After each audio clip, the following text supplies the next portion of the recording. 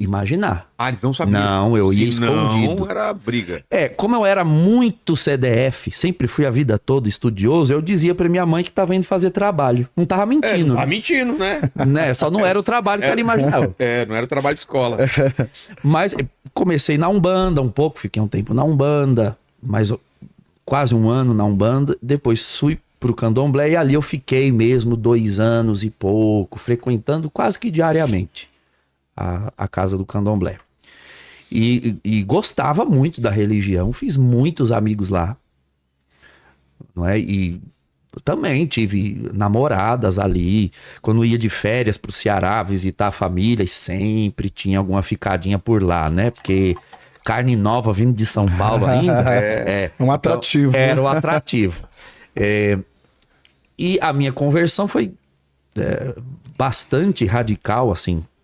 Eu fui a um encontro da Renovação Carismática, ali em Osasco, era um encontro de carnaval. Um retiro.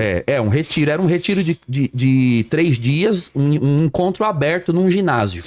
Então não era um retiro assim, sei. fechado, numa casa. Era num ginásio. Eu fiz alguns retiros no carnaval em Cubatão também, da Renovação Carismática. Sim, que era muito forte, era muito forte. Em Cubatão. Por que era forte lá? Era muita gente. Padre Primitivo Baltazar. Exatamente. Porque assim, Vilela, o movimento carismático, ele chega no Brasil no comecinho dos anos 70, trazido por um padre norte-americano, o padre Eduardo Daugert, e o padre Harold Hahn, que já é falecido, 2 jesuítas.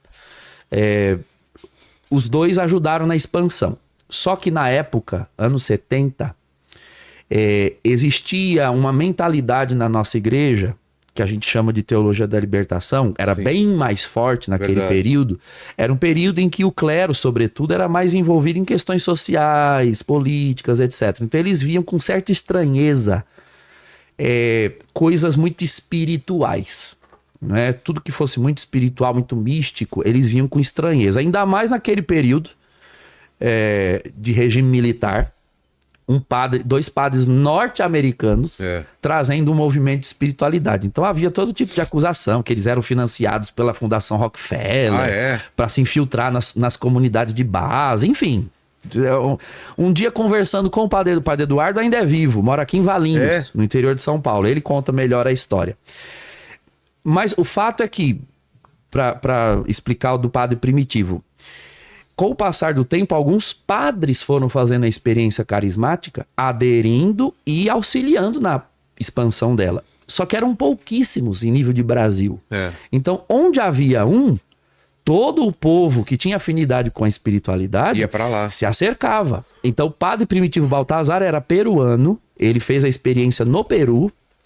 Ele era religioso, ele era de uma congregação, não lembro agora o nome, mas veio morar em Cubatão e fazia ali muitas missas, oração de libertação, cura.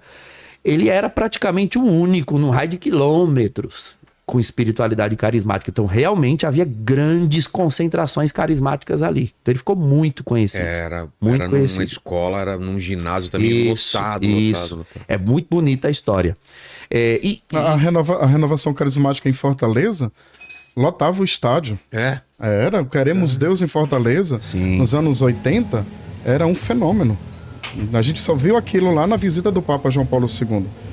Com a renovação carismática, eu lembro de um Queremos Deus lá, não sei se foi esse que o padre Jonas Abib foi, que Deus o tenha, que foi tanta gente para esse Queremos Deus que não coube no estádio, que foi preciso a polícia organizada pelo lado de fora do estádio, porque a mesma quantidade que estava dentro do estádio, e olha que estava tendo acesso até ao gramado, já era mais de 100 mil pessoas. E do lado de fora tinha mais 100 mil pessoas querendo entrar. Aqui acontecia o mesmo nos anos 90 também com o Padre Jonas, nos cenáculos no Morumbi. Começou no Pacaembu, não cabia mais, foi pro Morumbi. Então, assim, foi um grande fenômeno. Anos 80 e 90, sobretudo. Os anos 90 foi assim, o ápice do movimento carismático. E no meu caso, eu fui a esse encontro de carnaval. Comecei a me aproximar da renovação carismática por curiosidade. Como eu tinha uma mentalidade bem misticista por conta do candomblé, É verdade. Eu fui parar no candomblé por curiosidade. Eu queria muito ver, assim, Esse coisas mundo extraordinárias. espiritual. Isso, espiritual. Sobrenatural. Mas a gente que cresce na igreja católica, indo à missa, frequentando os sacramentos, não vê nada de extraordinário ali. Então, na minha cabeça, se eu quisesse ver alguma coisa, um espírito, um vulto, um satanás, um demônio, eu tinha que ir procurar fora. E, de fato, fui pro candomblé com essa intenção, de ver o mundo espiritual. Mas eu ouvi falar, né, através de amigos, que existia um grupo na igreja onde tinha essas coisas espirituais, pessoas que falavam línguas estranhas, tinham revelações. Foi aí que eu soube da renovação carismática. Fui ao encontro, e aí nesse encontro aconteceu assim, eram 3 dias, um encontro aberto. Então quem vinha no domingo animava, tocava, pregava a palavra, terminava o dia, no dia seguinte vinha outra equipe para fazer a mesma coisa, que não estava no dia anterior. E eu lá na arquibancada, participando. E aí nos momentos de oração, né? No domingo tinha uma senhorinha. Começou lá a falar línguas estranhas, orar. Aqui tem uma pessoa assim, aqui tem uma mulher assada, aqui tem um homem desse jeito. Aqui tem um jovem, um rapaz que está no nosso meio, que você frequenta candomblé, religiões afro-brasileiras. Deus está falando para você renunciar, porque Ele tem uma grande obra para fazer na sua vida. Eu, na minha cabeça, pensando, meu Deus, tem piedade desse jovem, né? O que será que veio fazer aqui nesse encontro de igreja? Passou no domingo, na segunda-feira, aí já não era aquela senhora, já era um negão, 4x4, nunca esqueço dele. Começou a mesma coisa, ministrar oração. Aqui tem um homem assim, aqui tem uma pessoa desse jeito, e aqui tem um jovem. Ele não estava no domingo. Você frequenta terreiros de umbanda, de candomblé, e Deus está falando que tem uma grande obra na sua vida para você renunciar, etc. Filho, meu Deus, que jovem cara de pau, voltou hoje de novo. Onde será que ele tá? Deixei, fingi que não era comigo, né? Porque eu dizia comigo mesmo que era católico, e ainda mais pros outros. Na terça-feira, de novo, uma pessoa falou a mesma coisa.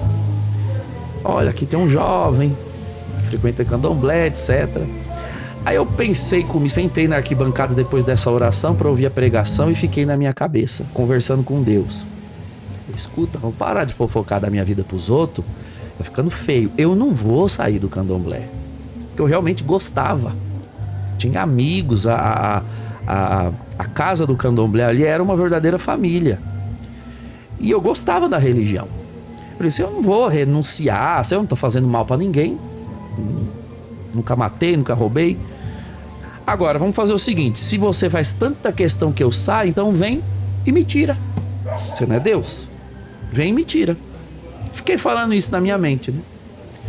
Aí passou aquela palestra que teve de manhã, e no final da palestra uma moça pegou o microfone assim e falou, olha, vocês que estão aí sentados na arquibancada, era um ginásio grande, vamos descer aqui para a quadra, que nós vamos fazer uma oração de efusão do Espírito Santo. Eu não sabia o que era isso, porque eu tinha ouvido falar, mas quando ela disse a palavra espírito, eu desci na hora. Ah, é comigo.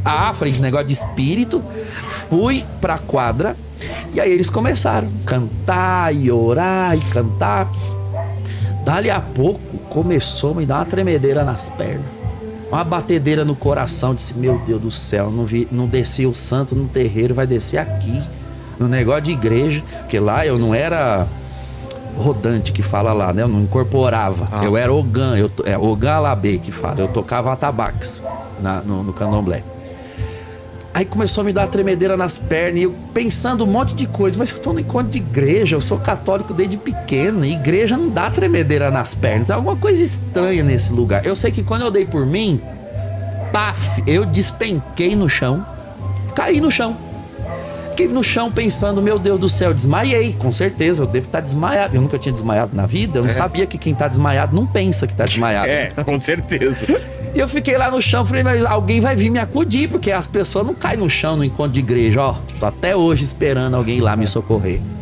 E enquanto eu estava no chão, de olhos fechados, apareceu um homem.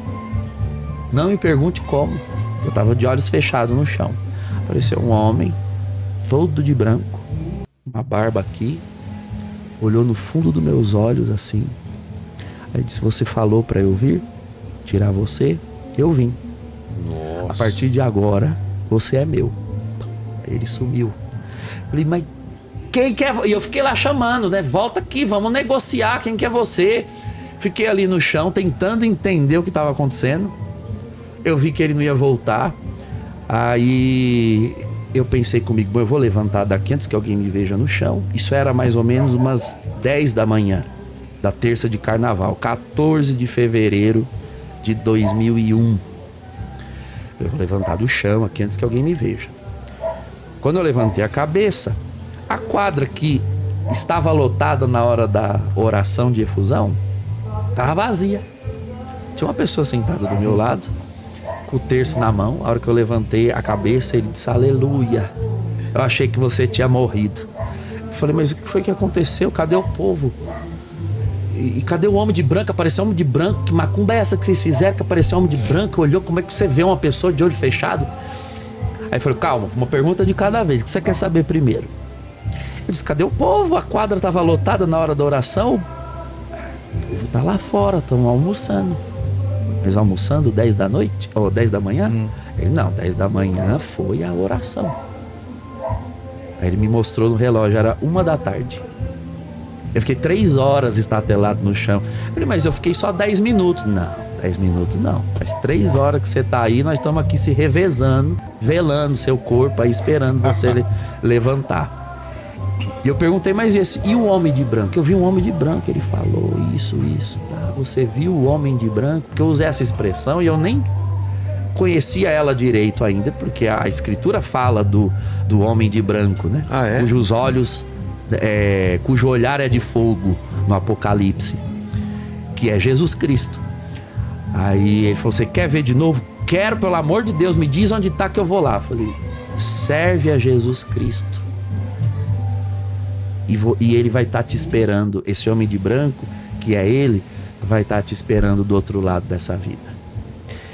E assim, dali pra frente eu me tornei um cristão convicto, né?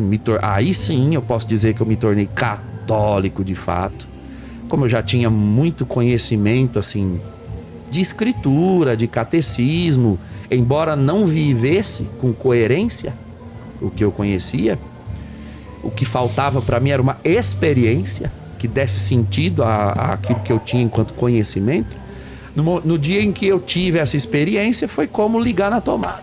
Uma fé que já existia dentro de mim. Entendi. E eu me tornei um católico, mas assim, a vocação para o sacerdócio só veio 2 anos depois. Depois dessa experiência, minha única preocupação era em ser um bom católico, um bom cristão. Eu queria servir a Deus. Era esse o meu desejo.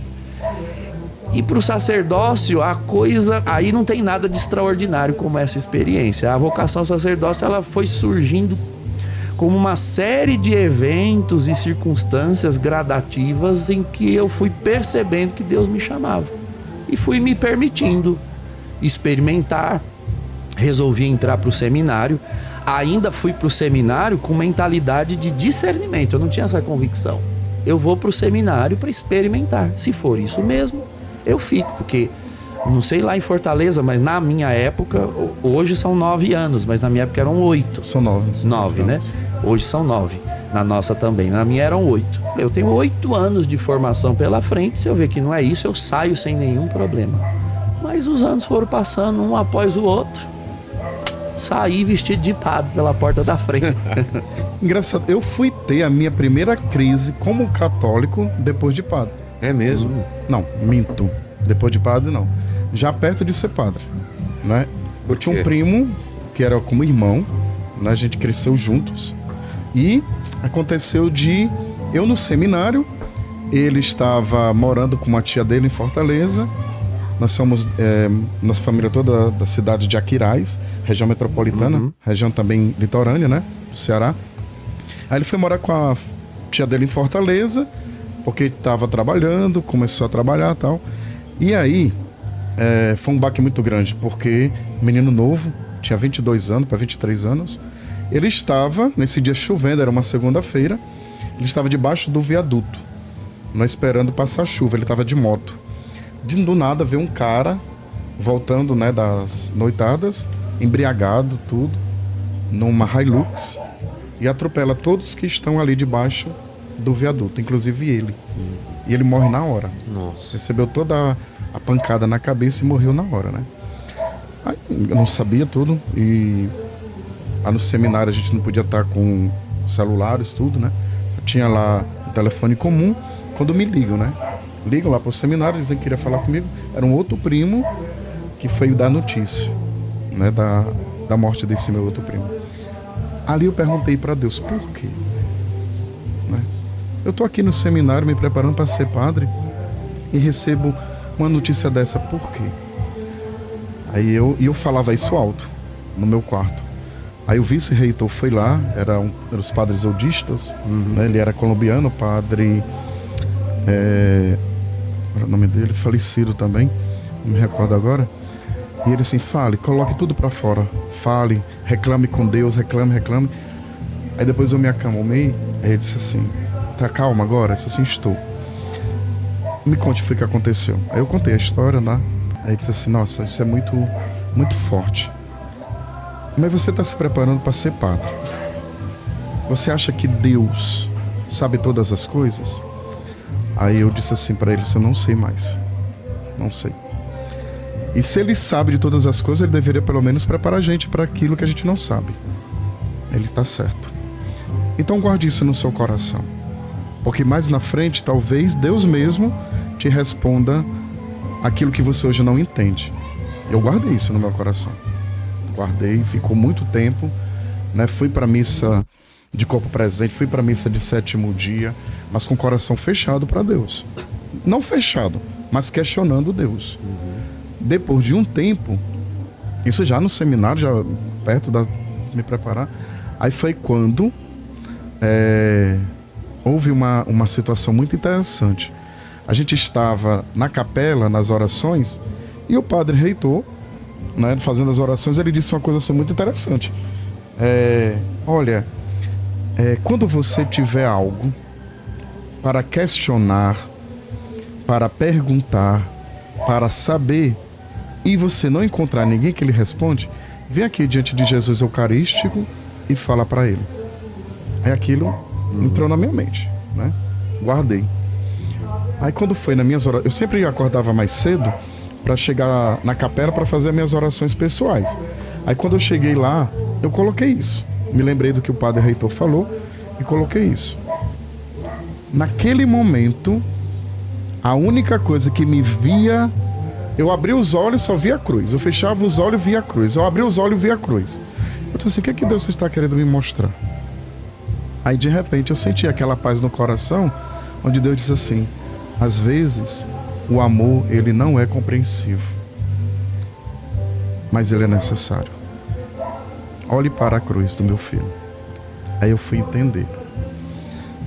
O sacrifício de Cristo responde tudo aquilo que a gente no momento não entende, inclusive a morte violenta, trágica e inesperada daquele meu primo.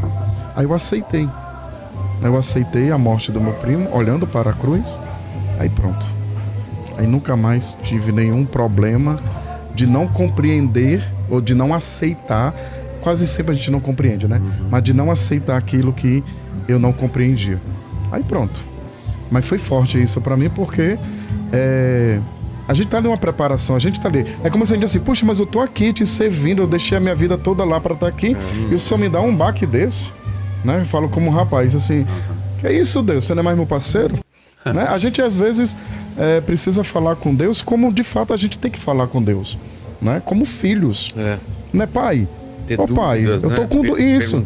Ô pai, por que o senhor não. Por que o senhor deixou acontecer isso? Eu falo assim. Eu acho que não tem problema nenhum. Nenhum. E nem é falta de respeito. Não. Eu não lembro qual é a passagem no Antigo Testamento, não sei se está no livro de Jó, que diz assim: Deus não leva em consideração aquilo que a gente diz na dor ou no sofrimento.